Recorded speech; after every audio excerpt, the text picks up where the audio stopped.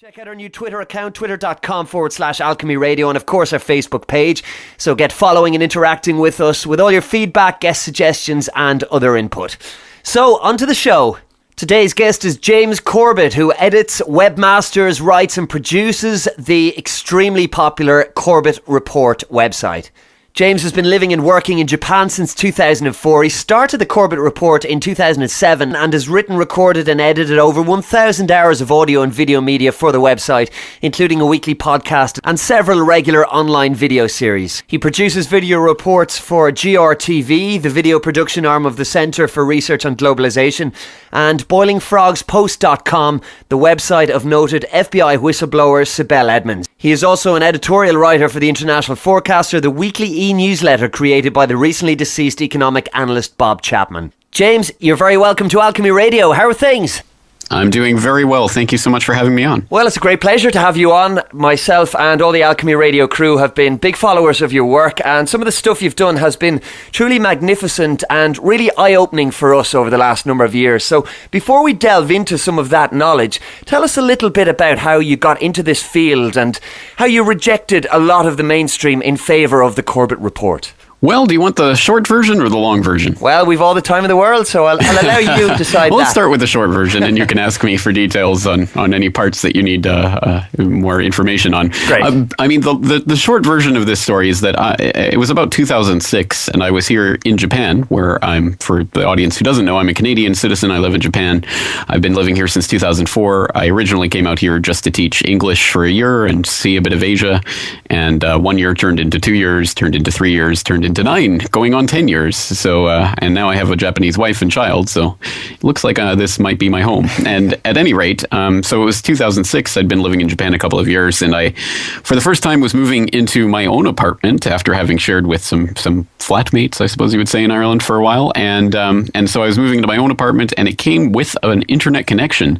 And this was the first time in years that I'd had an internet connection in my home. Generally, I'd had to go to internet cafes to check emails or whatever up until that point. So it was quite a breakthrough for me, and especially so because during the time that I hadn't had the internet, some new kind of file sharing and video sharing sites had come along, like YouTube and Google Video, and suddenly I was able to watch all these feature-length documentaries on all sorts of different subjects, and that was so revolutionary for me because I think it was what I'd always wanted and always thought, why didn't this exist? I mean, back in the old days of the television paradigm, as I'm sure some of your listeners might be able to remember, basically we were all just subject to whatever the programmers of the television station wanted us to see, and suddenly I was able to follow my own interests and follow that around the web and research basically anything I was interested in. And I've always been interested in politics and things of that nature, and considered myself well informed on these types of issues. So,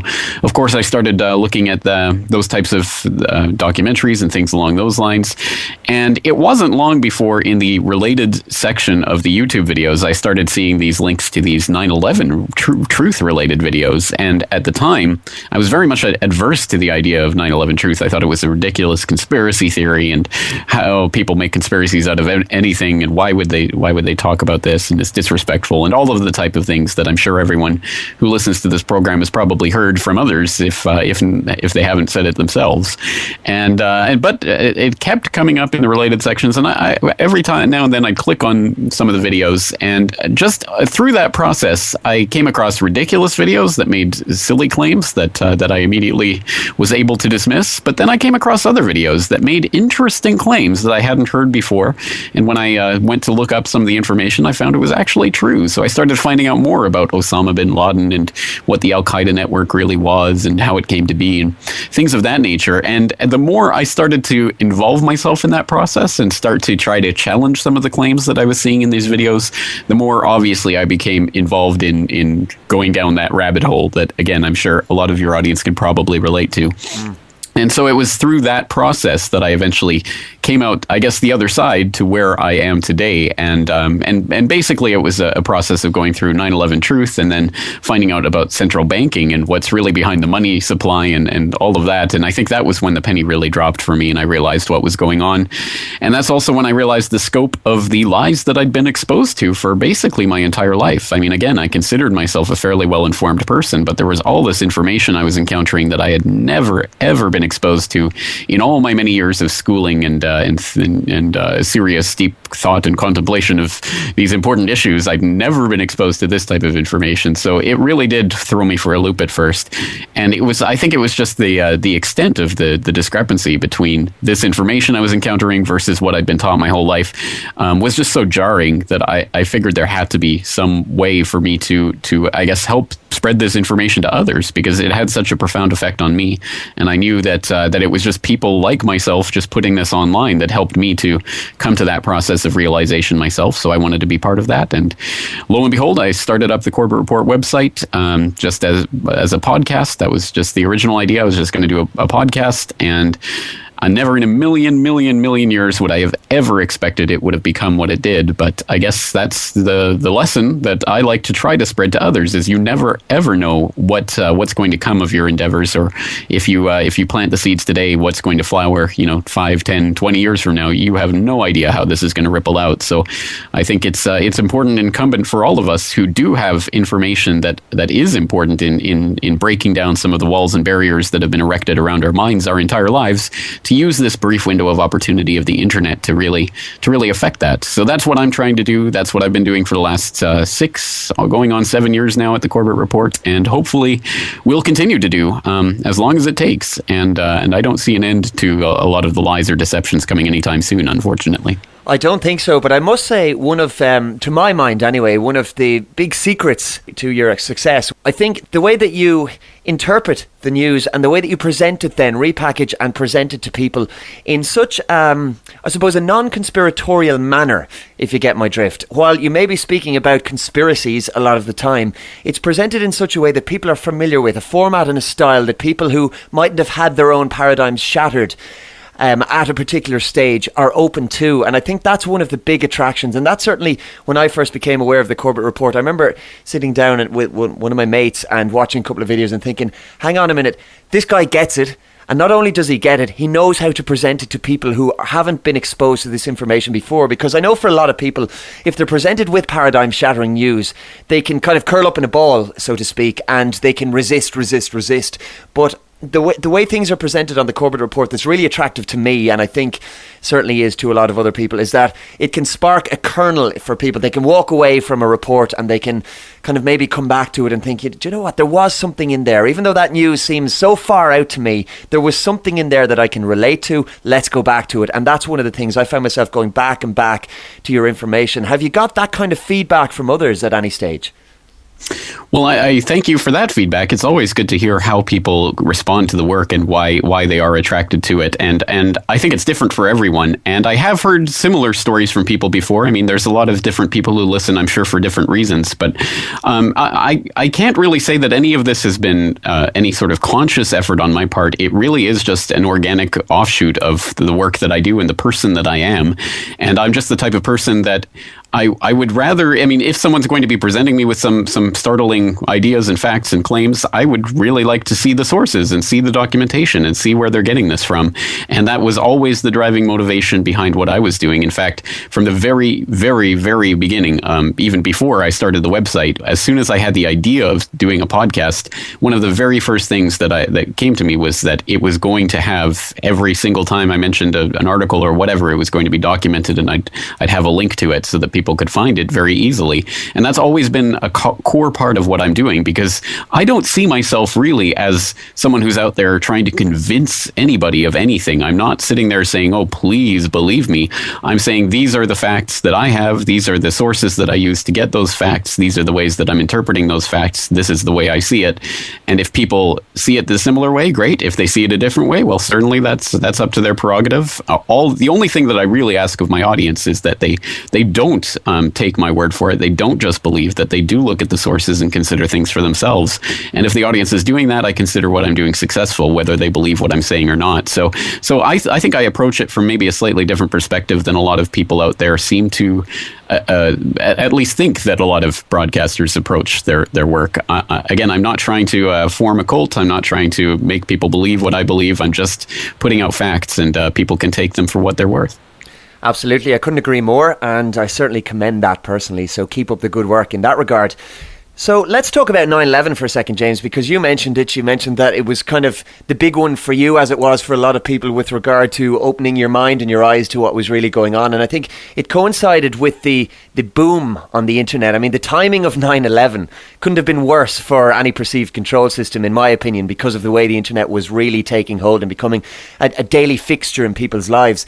So what was it about 9/11? What was the smoking gun for you? I mean, a lot of people will be familiar with your 9/11 A Conspiracy Theory video, which has done so well, and it has opened up your work to a lot of people. But was there a particular smoking gun, or was it kind of a drip feed process with regard to 9/11?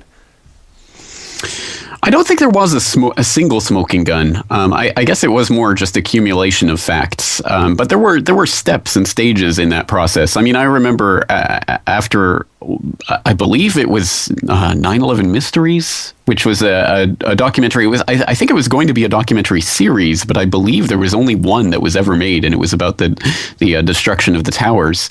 And I remember watching that, and then after that point, I remember actually sitting there at work one day. I was doing some mindless paperwork, and my mind was drifting, and I was sort of picturing in my head the way those buildings collapsed, and I started to realize that I couldn't imagine how I ever believed that they simply collapsed before. When you look at it from the perspective of, well, there was something definitely very different going on there, you start to see the way it was basically pulverizing and being torn apart in midair.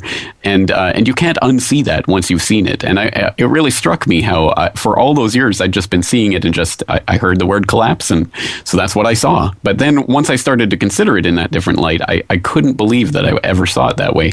So that was one of the things that struck me in the early part of the research. But for myself, I think I've always been more interested and drawn to some of the geopolitical ties and connections, the ideas of the Osama bin Laden and the Al-Qaeda network, what it is, how it was founded, the ways that it was being pursued by certain parts of the intelligence community and then covered up by other parts so that their actions could continue, and some of the spy games and shadow games. I think certainly the actual war games that were taking place on that day, that was another huge piece of the puzzle for me. And then something that I've always been particularly fascinated by is the kind of financial aspects of 9/11, because I really do think that on one level, I mean, I don't think it was just an event that was just one thing and done for one purpose by one group. I think, like any of these spectacular events, there were a number of different ideas and players and agendas that converge at this point, and it worked out for a lot of people in a lot of different ways. So I don't ever try to pin it down to just one thing, and Cheney with a plunger, in order to invade Afghanistan. I think there was a lot of different things that were going on, but one of them definitely was the plundering of billions, and I guess in the long run trillions of dollars from the economic system through what took place on 9/11 directly, and then through its aftermath. And it's interesting to me to see all of the different threads of the different financial aspects of what was happening on 9/11 itself. When you look at all of the financial firms that had their headquarters in World Trade Center, and then you start to find out about, for example, the recovered hard drives, that there was a German firm that was working on actually recovering those hard drives, recovering the data from them, and they started to uncover the fact that there was, I believe it was tens or perhaps hundreds of millions of dollars in anomalous transactions that they were able to trace from those recovered hard drives before the point that their investigation seems to have been shut down and nothing was heard from it ever again. They had only, I think, looked at something like 25 or 30% of the recovered hard drives at that point, so there was still a lot of data left to go through, but we never heard anything about that investigation after those initial findings were reported, I believe, in 2002, maybe 2003 that report made its way out. And so that's just one of the many aspects of the financial side of 9/11. But those are the types of things. And it was just a confluence of all of these different facts that, again, the more I tried to challenge them and look into them, the more I found that there was something to them. And that was disturbing, obviously, but it was very... I guess it was the process of me investing myself in that research and putting sort of my time and energy into the research that got me to the point where I am today, which is why I think that you're exactly right.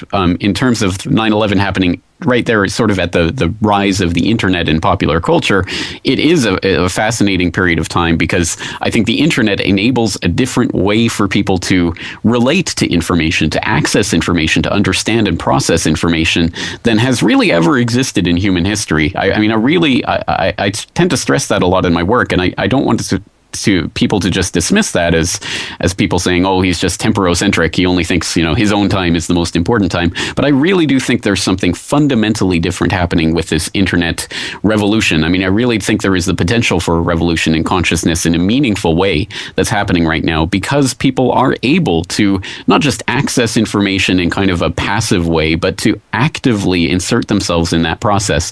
And I think there's a different outcome that comes from us actively being a part of that engagement. And I hope that it doesn't all get shunted off into kind of diversionary avenues. I hope that the internet doesn't just basically become Facebook, YouTube, Twitter, Google, so that everybody goes to these few sites where all of the information is controlled and you have to sign up for a user account that can be censored and blocked at any time for any reason, et cetera, et cetera. I mean, I hope we can avoid that fate for the internet, because I really do think that there is a potential for a true change that's happening right now. And my process of coming to understand, for example, 9/11 was just one small piece of that much bigger puzzle. I think so, and I think it's very interesting what you say about the internet, almost like an alternative hive mind, and if it provided it's not allowed to be controlled in the way that we fear, or the way that you've just mentioned, it's almost like, having spoken to a lot of alternative historians over the last couple of years, a lot of people will talk about ancient indigenous cultures around the world and lost civilizations, and how they appear to have had some method of communication that went beyond technology, that was lost at some point in human history. And for me, while I don't know a huge amount about that side of things, the internet, when I hear people speak about the internet such as the way you just have, it reminds me of that kind of almost like a remembering of a lost consciousness, or a lost technology, for want of a far better word, that we can suddenly access this cache of information that's held for everybody at any stage around the world. And it breaks down massive borders, which can be a very dangerous thing, as any kind of technology can, but I think an overridingly positive thing, because of the way that it just gives people access to different opinions, to allow them to form their own opinions for the first time in many years. Because you spoke earlier on about the old television situation, whereby people would pick up a newspaper, read look at the television, and that's the only access they had to information, bar the few books that they might be able to access in a library. And they had this very small, narrow bandwidth of information that has just exploded with an uncontrolled and an uncensored internet. So yes, I hope also that things don't go down the censored route, because I think that would be an absolute disaster for the expanding human consciousness that I think is developing, and developing a lot more quickly over time. And there's a snowball effect with regard to it as the internet takes a grip and a hold, as it has over the last decade or 2 decades. So you also mentioned money, James, and following the money trail with regard to 9/11, and it goes far further and deeper than that as well. I mean, we're looking at a global a mirrored economy all over the place, with the economic crashes of 2008 and 2009, and the way there seems to be a huge transference of wealth from the many to the few that appears to be unprecedented in Roman history. There was something similar with the Romans way back when. But what's your take on the global economy and the way things have gone over the last, I suppose, since 9/11, and what way are things headed in the future, in your opinion? Well, I think 9/11 certainly did provide a kind of inflection point in the economy, and it's interesting. Obviously, right at the point of the popping of the .com bubble, we had the second strike, I guess, on the economy was 9/11, and obviously everyone was thinking, well, what on earth does this mean? I mean, it hit again right at the heart of the financial center at Wall Street and World Trade Center. I mean, obviously it was symbolically important, it was economically important, it was a huge hit. So how on earth will the United States react? And of course, they reacted by cutting interest rates to basically nothing and keeping them there for an extended period of time, which of course inflated the housing bubble. And then the housing bubble, of course, we all know the popping of that, which led to the downfall of Bear Stearns, then Lehman Brothers, and then the kind of global financial meltdown. And of course, that has only been put off and sustained by the unbelievable opening of the floodgates of, first of all, the bailouts. I mean, I was just once again refreshing my memory on the bailouts and where all of this money was going, and again, just looking at the Government Accountability Office review of Federal Reserve System data from December 1st, 2007 to July 21st, 2010, and they had $16.1 trillion in bailouts going to Citigroup, Morgan Stanley, Merrill Lynch, Bank of America, Barclays, Bear Stearns, Goldman Sachs, Royal Bank of Scotland, Deutsche Bank, UBS, JP Morgan, Credit Suisse, Lehman Brothers. I mean, all of these institutions receiving trillions in the case of Citigroup, Morgan Stanley, Merrill Lynch, and Bank of America, and hundreds of billions in the case of all of the rest of those banks and many more. And just staggering sums of money being handed out hand over fist as a result of this global economic meltdown. And again, we have to remember that this ultimately stems back to what was originally going to be a $700 billion bailout of the global banking system, which at the time still sounded like a mind-boggling figure.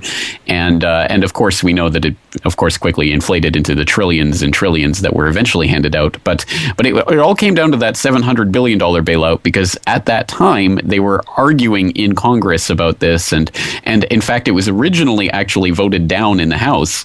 And then we saw, the day that it was voted down, we saw this huge, massive dip in the stock market. And it was basically a warning, both implied and very real, from the banksters themselves to the Congress, to say, if you don't give us what we want here, the economy will tank.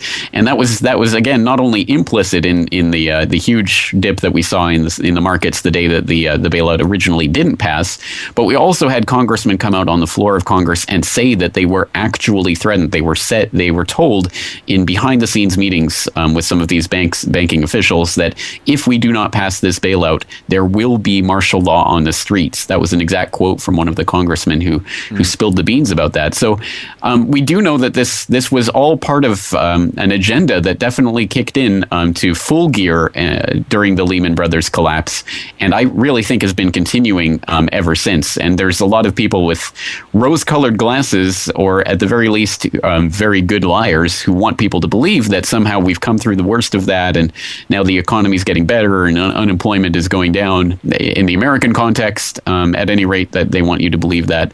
But I really do think that this has all been enabled just by the opening up of the floodgates of these trillions upon trillions upon trillions of dollars. And of course, now with quantitative easing round 3, which is now beginning to taper, and everyone's going crazy about that. Oh, wow, the economy's doing so well these days. Yeah. I really do think we're being set up for an even bigger bursting of the bubble.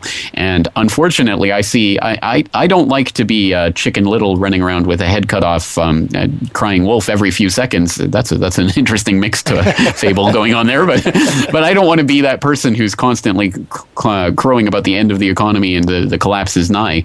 But I really do think a lot of things are converging on the early part of 2014 for a major event. And I have no idea what that event might be. It could take a million different forms. But all I know is that generally in times of great economic crisis, they also love to throw in geopolitically destabilizing events and warfare and all of that. So again, I don't want to be that voice that's just crying wolf, but I really do think that we have to be very very cautious going into this period where I think there is a turnaround, an inflection point in the economy that's coming into view. And for myself, It's quite worrying, and unfortunately, I think I have a front row seat to what might be developing here, as Japan, of course, is very much in some dire straits economically speaking, and is probably just going to work itself even further into that hole as they start to implement higher taxes here next year as a way of trying to solve their debt crisis. And I don't think that's going to amount to a hill of beans. But at any rate, I think there's problems going on all around the world, and Ireland probably knows about that better than a lot of other places. So I'm sure I don't have to tell you or your listeners about that. Well, it's amazing because right now what you're speaking about is exactly what's happening here in Ireland as well, albeit on a slightly smaller scale. But sometimes I feel like Ireland is the testing ground for Europe. It seems to be that way, whether it's certain kinds of charges or taxes or economic troikas entering the country. But our esteemed leader and Prime Minister Taoiseach, to use the Irish word, Enda Kenny, gave an address to the nation, a very fine event that happens in this country very rarely, last Sunday, in which he stated that because we have exited our 3-year bailout programme, everything is rosy in the garden again and people can start building houses yet again, despite the fact that there are 100,000 derelict houses that didn't get finished in this country, and everything's going to be fine, and that the government solved all the problems through taxation, of course, and through austerity measures, which we all know, those of us who have to live through them, do not work, and all they do is inflict more and more pain and misery upon people. So I think we're mirroring what's going on in the grander scheme of things. And you mentioned Japan, because Japan's a very interesting country, not just economically, but we have that great elephant in the room, which the mainstream doesn't like to talk about, and that's Fukushima. And you're on the ground there, so let's talk about Japan for a little while and how things have gone over the last few years, James, and how you think things will go, because I think Fukushima is just this massive incident that has been almost brushed under the carpet, and people don't like to talk about it and don't like to hear about it either. So what's your take on things there?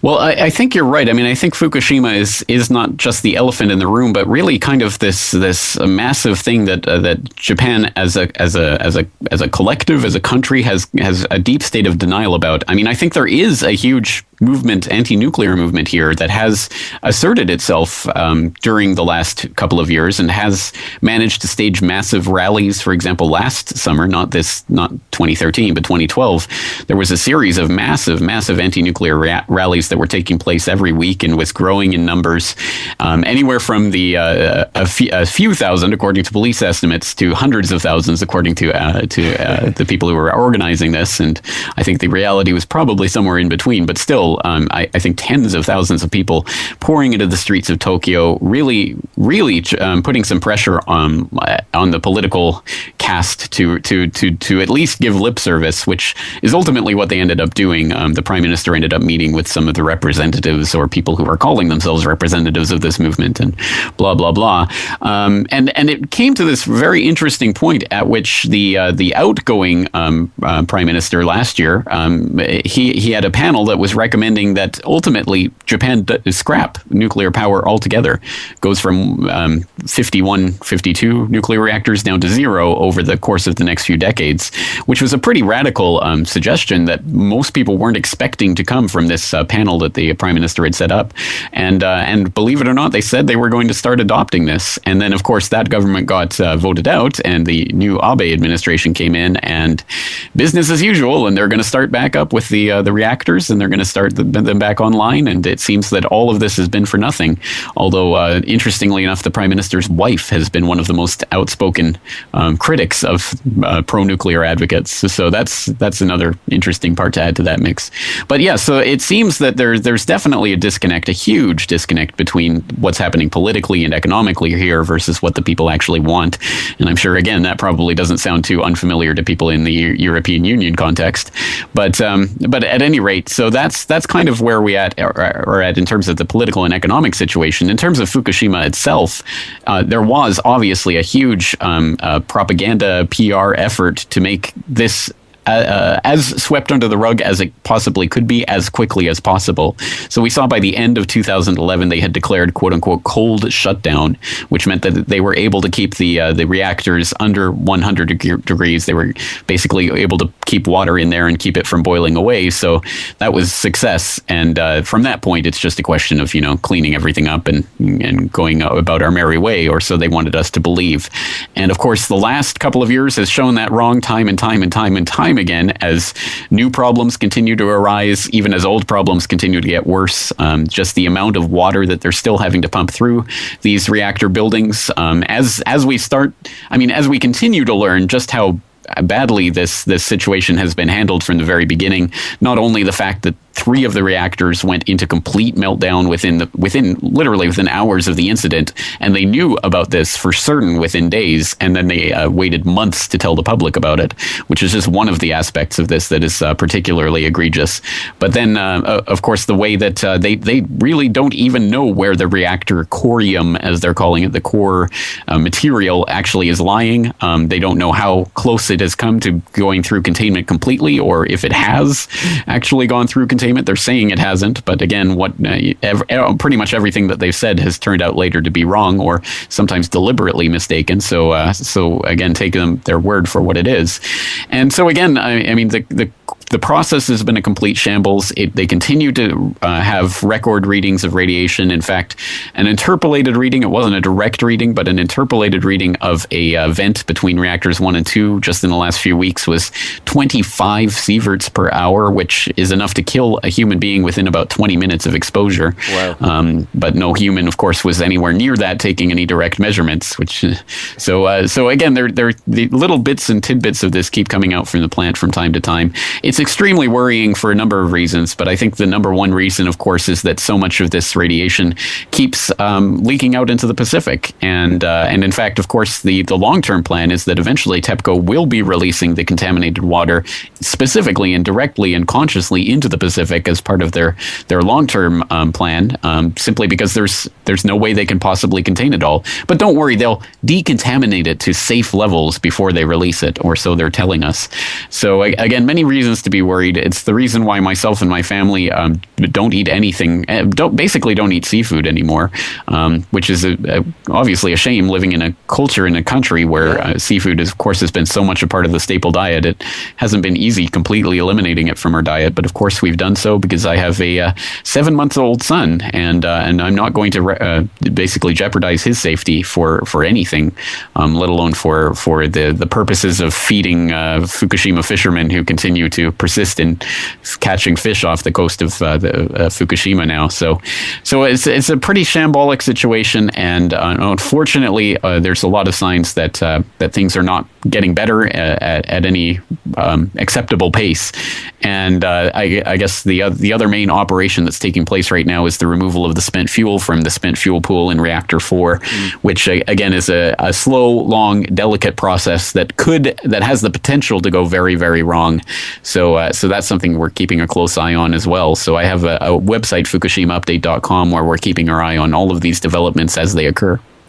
And I find it very interesting as well to watch the US and North American reaction to Fukushima as well. Aside from the obvious, brushing things under the carpet state of affairs, you spoke about safe levels of radiation, and let's face it, I mean, what's a safe level of radiation in our food? But to see the US authorities consistently raise, in response to Fukushima, raise the safe levels, using inverted commas there, very heavily, that is allowed in the food. I mean, that to me, on one particular day, there's a safe level of radiation. Then let's throw a load of radiation into the sea, and all of a sudden we'll raise that safe level of radiation. So what was safe yesterday is now ultra safe, and what was safe tomorrow is not safe today. And it's all just this mishmash and this ridiculous, I think deliberately misleading and deliberately confusing mix of levels and safety and bureaucracy. And ultimately, it's the people who are consuming the seafood and who are being exposed to this radiation who are going to suffer, and they're being lied to, in my opinion. I mean, how can what wasn't safe yesterday be safe today for humans?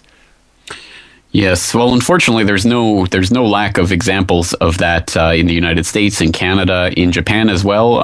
There was a scandal that kind of briefly floated through the Japanese media that it didn't really amount to much, but some documents came out, I believe, in perhaps it was March this year. At any rate, it was within the last year or so. Some documents came out that definitively proved that one of the scientific panels that was advising the government here had recommended the raising of the acceptable, allowable radiation exposure limits for children in the Fukushima area to something like 25 times what it was before that, for no scientifically valid reason.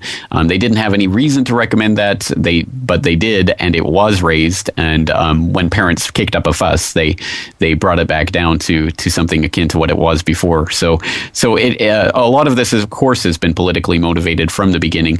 And one of the more disturbing aspects of that is that a little-known radiation monitoring system exists in the United States specifically for these types of incidents, for some sort of nuclear crisis where they can monitor radiation levels across the U.S. It's called RadNet, and it just so happened to be down during that very time when Fukushima first was going and was still belching out its radioactive payload out straight into the atmosphere.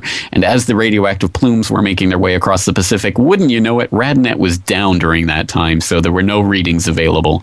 Again, there's just so many examples of that type of thing happening that anyone who isn't incensed by these things just obviously isn't paying attention.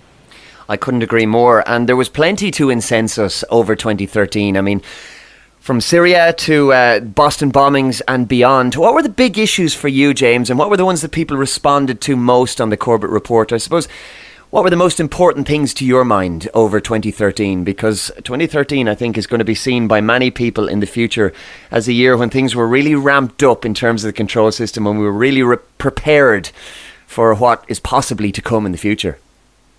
I think you're right about that. There has been a number of inflection points and turning points this year, and some of them, of course, have been particularly dark. I mean, on all sorts of different fronts, we've seen at least major steps towards the normalization of drone technologies, which, again, like any technology, I know that there are good uses that it could be put to, but unfortunately, we're, of course, more familiar with the Predators and Reapers and all of the other instruments of death that are basically video games that people are playing that kill people on the other side of the planet. And we've seen large steps towards the normalization of that, the hardwiring of it into geopolitical relations with what the United States is doing with their drone strikes all around the world, and all of the subtle psychological conditioning that we've seen, including, of course, that big PR PSYOP campaign that Amazon recently came out with their ridiculous story about Amazon delivering by drone, which of course is not something that they're really working on. It doesn't make any logistical sense, but it was a conveniently placed story right there in the middle of a CBS News broadcast just the weekend before Cyber Monday, which is the new big online shopping day in the United States. So wow, how conveniently that worked out for Amazon. But so that's just one of those aspects of some of the I think one of the darker trends that developed this year. And I think another dark trend, of course, one of the major stories of the year, of course, has been the Edward Snowden saga, which, for all of the potential good, I guess, that could come from shining the light on the workings of the panopticon state, or at least exposing this idea to a large part of the public that at any other time would have dismissed it out of hand as conspiracy theory. I think there are dark aspects to this as well, and one of them simply, again, is that conditioning effect. I mean, I see one of the potential outcomes of what's happening right now is that this steady stream of information about the various ways that we're being spied on, which of course is going to culminate in the revelation that, oh yes, the NSA is recording every phone call, they are recording every email, they are storing it right now. This isn't metadata, this isn't any of this tiptoeing around the tulips that they're doing right now. Eventually, I'm sure that this will really be hit home, and it will be made completely apparent. And at that point, if it doesn't change, then it has become the new normal, and people have been normalized to it.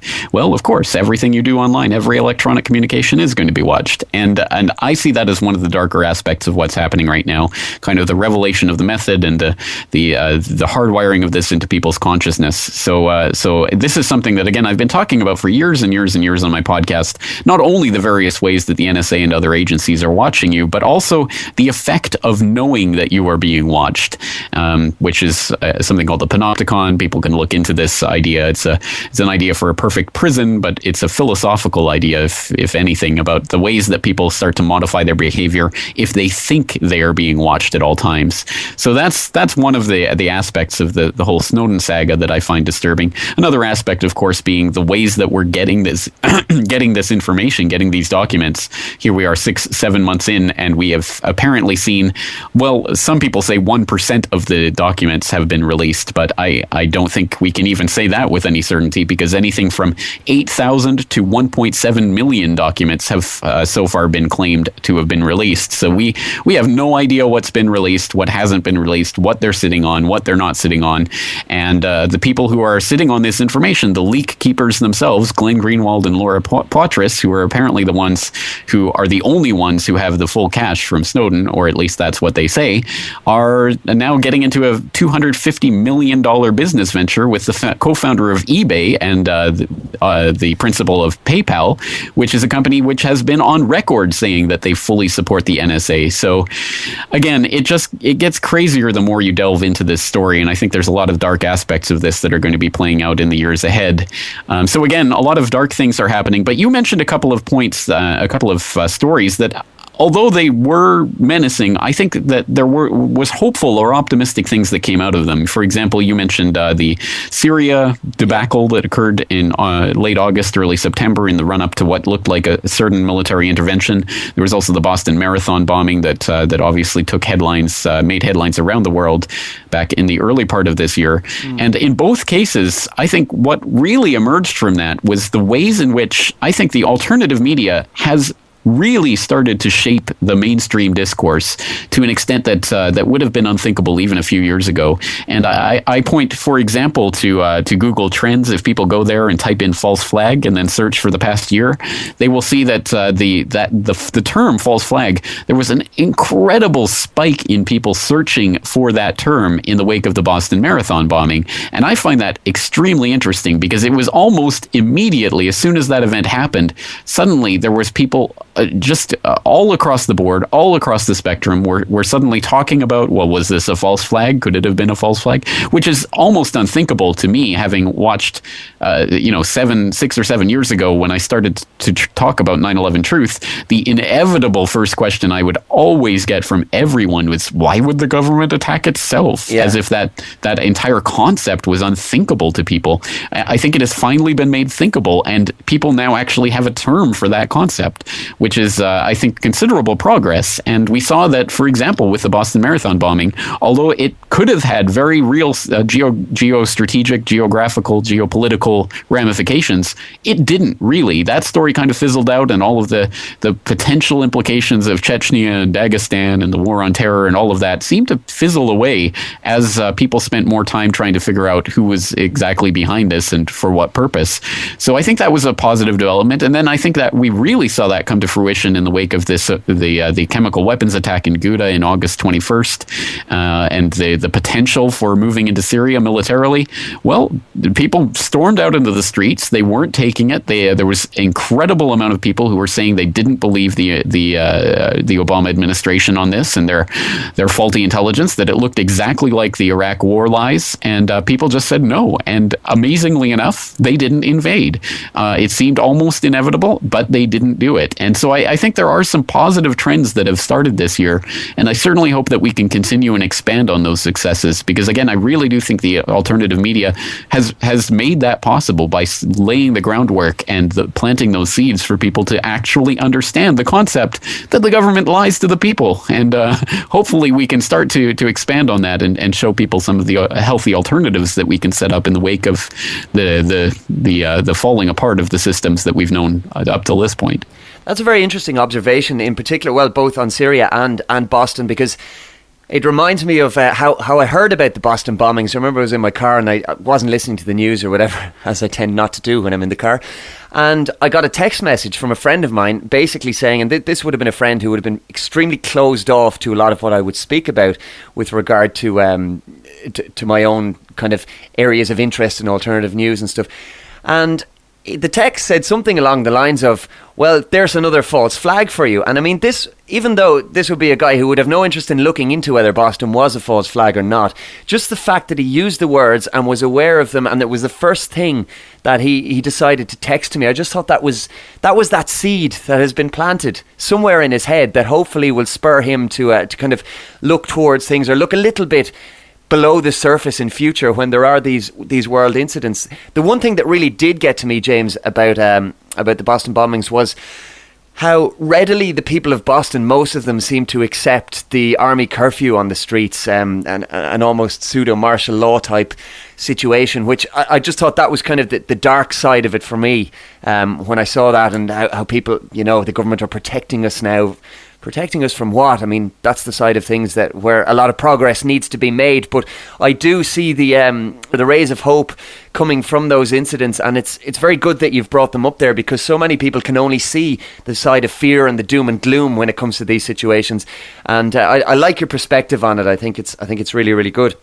So over the next year, what do you think are going to be the big issues to watch out for? Because I always follow with keen interest your, not predictions, that's probably the wrong word, but your observations into the future, because so many of them come to pass. And I like the way you put the information together. It's almost like a jigsaw puzzle. It's not that you're looking to pluck from the ether something that may or may not happen. It's not prophecy. It's quite simply you're looking at what has happened up to now, and it's a trend as opposed to anything else. So what trends do you think will continue and be the big issues over the next year, or even beyond? Well, actually, it's funny you should bring that up, because as we're speaking, I'm working on my subscriber newsletter that goes out once a week, and I'm working on the editorial. So it's going to be the last one of the year. So I'm working on the look back of 2013, look forward to 2014, and I did a similar thing at the beginning of the year, and I made some predictions in that newsletter. So I'm going back and kind of evaluating where my predictions came true or not.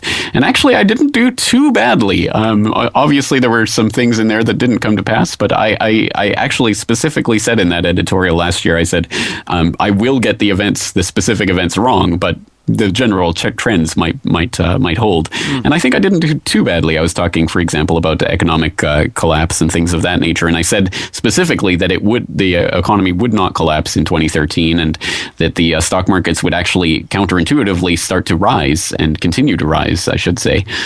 So I did actually call that fairly accurately, and some other things as well. But I think you're right. I mean, again, I do not have the crystal ball, and I cannot predict events, but we can see trends, and we do know, unfortunately, where the powers that shouldn't be want to take us. So we can, I think, say with some degree of accuracy some of the things that will be important in the new year. And so I'm thinking about this right now. What should I be writing for my 2014 predictions? I think I'm going to come up with some very, very insanely specific predictions this year, and just almost for a laugh, and see what happens with them. But in terms of the trends, I mean, obviously, I might be a bit biased living here in Japan, but I really do think that the Asia-Pacific region in general is becoming more important geopolitically.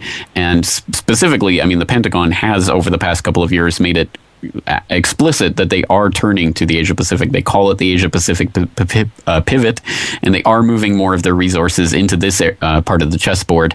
And I've been talking about this a bit in my work recently. I really do think that we're seeing the creation of a 21st century Cold War narrative with China, which, I mean, if you were just to look at it on its face, is kind of laughable. I mean, however much China is trying to build up its military and trying to be more threatening, I mean, it's still, if you actually compare it to the American military, it's still absolutely nothing. It's pea shooters versus atom bombs, basically, and it's all going to be smoke and mirrors. I mean, I don't really believe that there's any fundamental rivalry between China and the U.S. and all of that, because I look at the system from behind the scenes and at the top, and the people who are really controlling this, the oligarchs who have nothing to do with the political positions of puppetry that get paraded before our eyes, as if the president of the United States is really the most powerful person in the world. So I think it's all smoke and mirrors. But having said that, they are, I think, trying to set up this narrative of China versus the U.S. in the new Cold War. And I think the Asia-Pacific region is going to become more important in that respect. And we're going to see more events and things happening in this region in the coming years. I'm sure we'll start to see that more explicitly in 2014.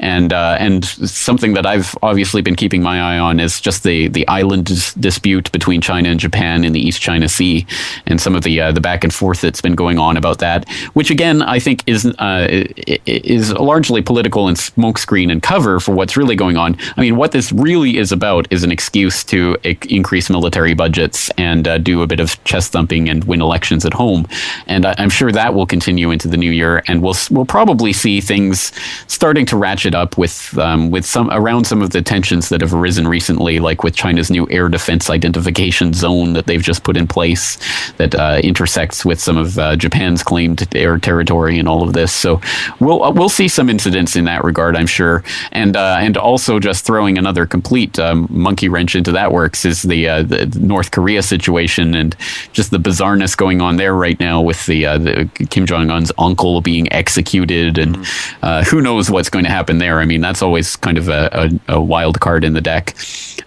Looking more broadly, I mean, again, I think economic trends and forces are going to be an important part of the coming year, and I really do think that I think we're being set up for a bubble burst in 2014. I can't say that with any certainty, and I can't say when and how that would start if it does, but I just see that the way that markets are reacting right now is getting more and more detached from reality. And I think that can only happen to a certain extent. At a certain point, when reality touches that bubble, it is going to burst, and it's not going to be pleasant when it does so. So that's something I've definitely got my eye on for the coming year. And actually, I was just talking to James Evan Pilato, at MediaMonarchy.com. I co-host a weekly video series with him, New World Next Week, and we were just talking about 2014, and he came up with a trend for the new year that was positive, so I'll steal that one because I like that idea. Yeah, he was talking about the idea of do-it-yourself as becoming more and more of a trend, something that people are consciously starting to incorporate into their lives, and he said that will be expanding in 2014, and I certainly hope that's true, because again, I think part of the power of this internet revolution that's taking place, if it really is so, is that people can collaborate and share information freely and instantly online, which can create the kind of communities of knowledge and experience and expertise where we can share information directly. We can bypass the systems that have held us in place for so long in so many different respects, economically, in terms of food production, in terms of so many different aspects of our lives. We can start to bypass the institutional grid that's been created around us. So I certainly hope that people will be taking more advantage of this and expanding into the new year with this idea that we can do it, if not ourselves, we can collaborate actively and share information and form communities that will maintain and cohere throughout whatever turmoil or crap the powers that shouldn't be want to throw at us in the new year. So I hope that's a positive trend that will be developing into 2014. I think there is plenty of crap they are going to throw at us, but overall, long term, are you broadly speaking positive, negative, or what way do you think things are? I mean, what's your gut feeling as opposed to looking at any of the specifics? What is your gut feeling for this group that we call humanity on this planet at the moment? Well, I guess this is the half full, half empty question, optimistic, pessimistic. And my answer is that if I wasn't optimistic, if I didn't have hope that there was a chance that we could change this, that we could change things around and make for an actually truly better world for future generations, then I wouldn't be here talking to you right now on a Friday night. I would be probably inebriating myself and watching sports or something like that, just to pass the time until I die, curled up in a fetal position in the corner. But I'm not doing that. I am using the chance that I have at this point in time to try to spread this awareness and this information, because I do believe that humanity can and will thrive into the future, and that we will survive, that we will rid ourselves of this kleptocratic, pathocratic, psychopathic overclass that has kept us down for generations untold. And I really do think that we can turn it around, and I'm under no delusions that that's going to be an easy process or an inevitable one. Certainly we could lose, and humanity really could be Orwell's nightmare vision of a boot stamping on the face of humanity for the rest of eternity.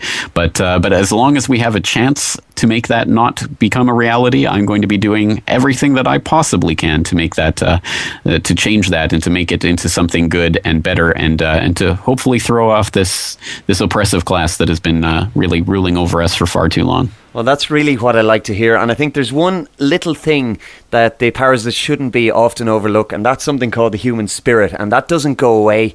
And no matter how many boots are stamping on humanity in general, I think that spirit is always there. And I think that's the big fear for a lot of them in power, because that's not going to go away, in my opinion. I think that's why, well, I suppose the forces of good versus evil will ultimately triumph, in my opinion. Before we let you go, James, you mentioned very briefly some insanely accurate predictions. Can you give us one of them?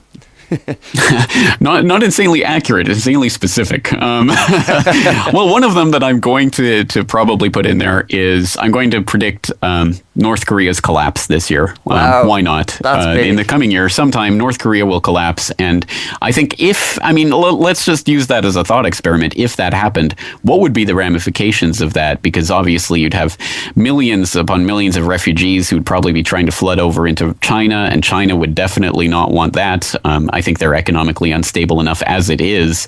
And yet, of course, they wouldn't want the U.S. or U.S. affiliated allies to come in there to try to stabilize the situation, because obviously then they'd be right at China's doorstep. And I think China would not allow for that. So what would be the resolution to that? I'm going to try to puzzle through that. So those are the types of thought experiments that, again, even if they do not come true, they are interesting and they can tell us a lot about the world we're living in. Give us the websites, because I know there will be many people who'd like to check out more. Yes. Well, the main website is corbettreport.com, and I'm affiliated with a lot of other websites, the International Forecaster, Boiling Frogs Post, Global Research. I have FukushimaUpdate.com. I have a lot of different people that I interview and partners with and that type of thing. But basically, corbettreport.com is the one-stop shop. People can find all of my information there, 100% freely available to download thousands and thousands of hours of media in the archives there. And I hope that people will use it as an information resource, because that's what it's been built up to be.